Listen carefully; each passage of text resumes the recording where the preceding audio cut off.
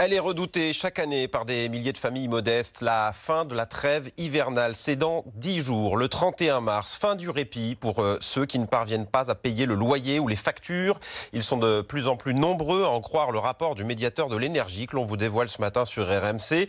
Près de 600 000 Français ont subi, par exemple, une coupure de gaz ou d'électricité pour impayés. L'an dernier, des interventions en hausse de plus de 4% en un an seulement. Thomas Chupin et Mao Becker-Granier ont rencontré Odile, qui vit avec cette épée de Damoclès au-dessus de la tête à Saint-Germain-en-Laye.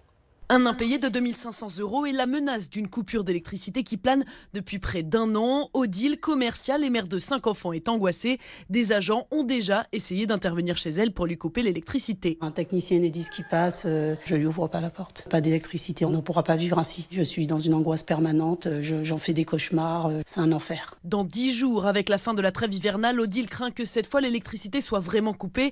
Elle envisage donc de ne pas payer son loyer pour honorer sa dette. Chaque jour que je me réveille, je regarde si mon réfrigérateur est toujours allumé parce que je me dis peut-être qu'ils ont trouvé un autre moyen de le couper. Dois-je faire le choix de ne pas payer telle ou telle facture pour pouvoir honorer cette dette? Pour le médiateur national de l'énergie, Jean Gobert, si la coupure d'électricité est un dernier recours, elle est tout de même nécessaire. Moi, je ne suis pas de ceux qui pensent qu'il faudrait interdire les coupures. Parce qu'interdire les coupures, on n'aurait pas que des précaires parfois qui ne paieraient pas. Dire qu'il ne faudrait pas couper reviendrait à dire à certains, faites n'importe quoi, c'est pas grave. Accélérer les programmes de rénovation énergétique et mieux accompagner les familles précaires, ce sont les recommandations du médiateur de l'énergie.